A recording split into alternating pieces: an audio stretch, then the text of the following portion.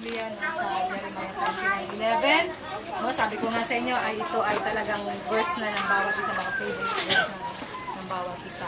So ano ba yung sinasabi dyan sa Jeremiah 29:11? Kung meron kayong mga Biblia bilang paggalang sa ating Panginoon sa salita niya, ay tayo muli para basahin natin ito at sabay-sabay natin siyang babasahin. No? Umpisa ko, no? Tapos sumunod na kayo. Sabi niya sa Jeremiah 29:11, okay, sabi niya, basahin sa Tagalog, sapagkat batid kong lubos ang mga plano ko para sa inyo, mga planong hindi ninyo ikasasama, kundi para sa inyong ikabubuti.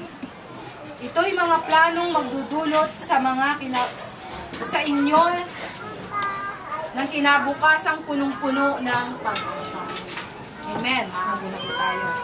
Sabi nga sa English, for I know the plan I have for you, says the Lord, plans to prosper you and not to harm you, plans to give you hope.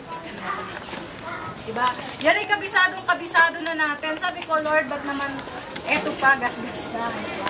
Minsan, Lord, sabi ko, ang ganda ng verse na ito dahil hindi ko po pinagsasawaan ang verse na ito na pag-alala. Kaya ako po tinanong kung sino yung baguhan dito. Dahil ang mensahe nito ay hindi ko para sa bago lang. Maaaring tayo po'y matagal na tayong Kristiyano. Ano bang ibig sabihin ng Kristiyano? Pag sinabi Kristiyano,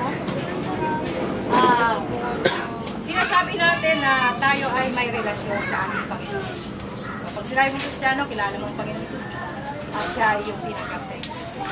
Pero ang tanong dito, anong relasyon meron tayo sa ating Panginoon Jesus? So bawat isa sa atin ay makakasakit. Kaya matagal ka man o baguhan ka lamang na isang Kristiyano. Bawat isa sa atin, tayo lamang sa sarili natin nakakaalam kung tayo ba ay anong klase ng relasyon meron tayo. Yung tanong na yun, sa inyo po, sa ating lahat ay mayroon tayong personal na relationship sa ating Panginoon. So, sabi yan sa Jeremiah 29:11, pero bago yan, minsan pa ay kung manalangin ako ng personal sa mensahe ko. Samahan niyo lang ako nila dahil